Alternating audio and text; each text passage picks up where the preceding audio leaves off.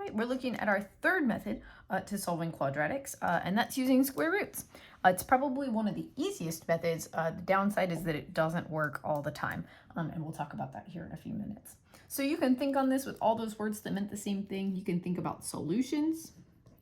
Again, that's the most generic of all of our options. And because we're doing square roots, roots is the other word that could signal that this is the method that would be easiest to use. Not always, but it's a possibility.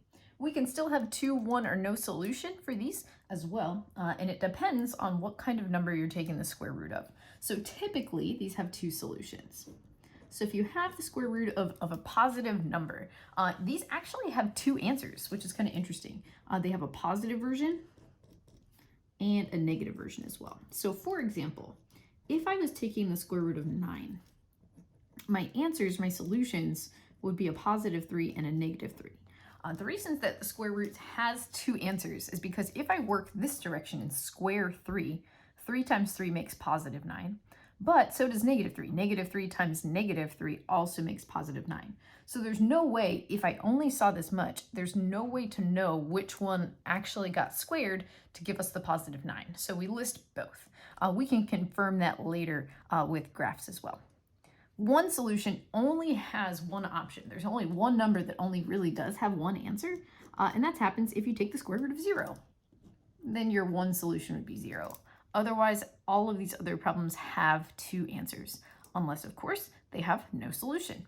The only way that you can get no solution is if you end up having to take the square root of a negative number. Negatives under the square root are no good. So this would be no solution.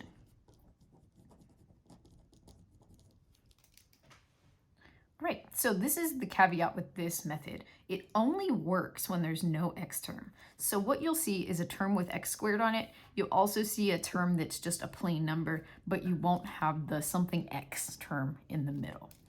So this is the most that's like solving a normal equation. So what we want to do first is get that x squared piece alone. So we're going to move things away from x. After that, we're going to end up square rooting both sides.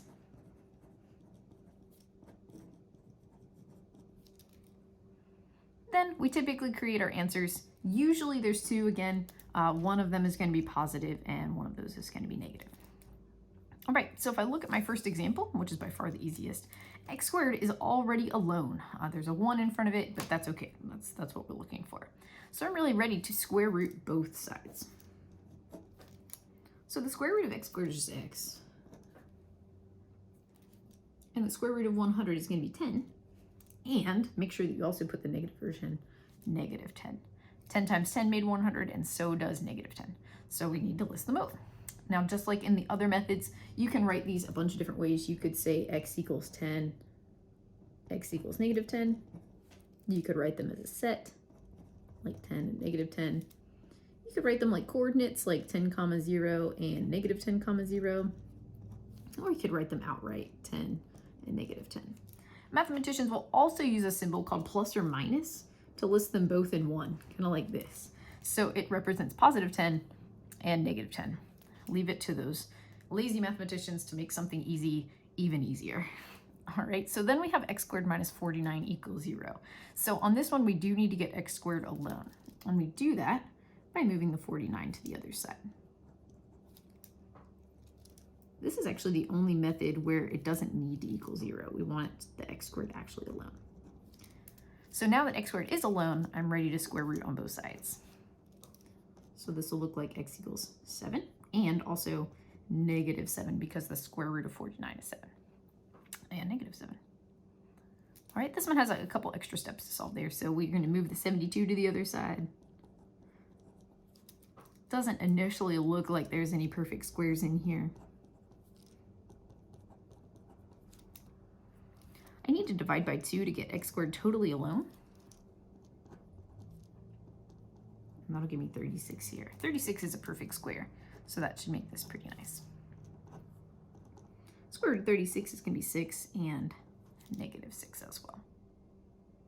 It is okay to get decimals for these, or square roots that you would need to simplify using our simplifying square roots methods, but they don't come up too often, and we usually try to keep them to perfect squares here in Algebra 1. In Algebra 2, you'd be more likely to see that. Right, in this next example, I'm going to have to subtract 27 from both sides.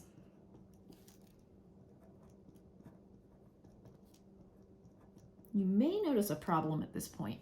If not, you might see it after this next step, where I'm at x squared equals -9.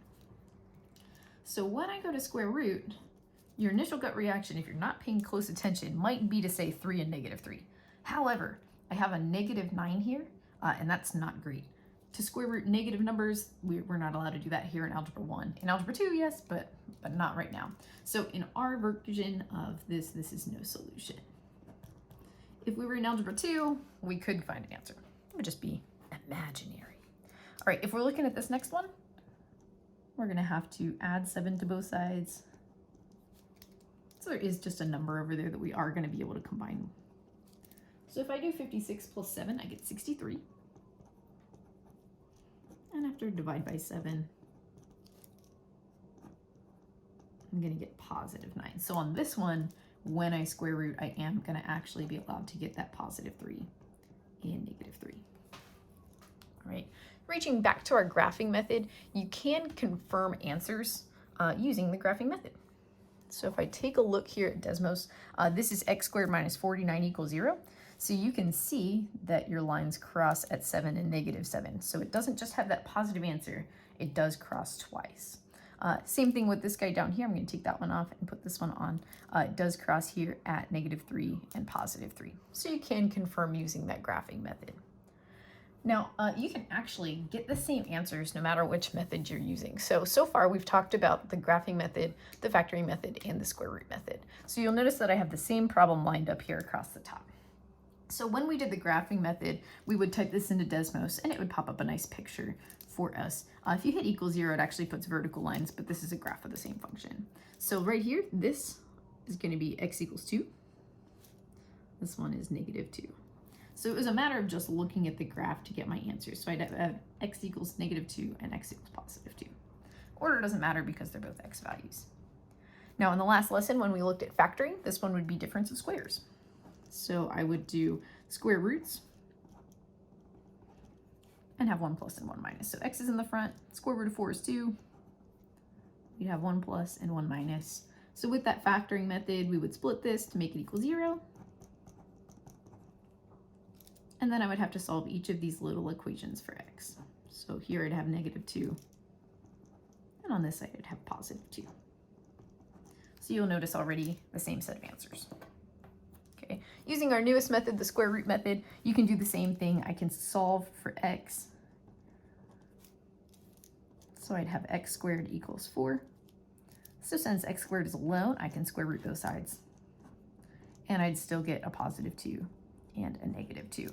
So it confirms all those methods are solid for solving quadratics.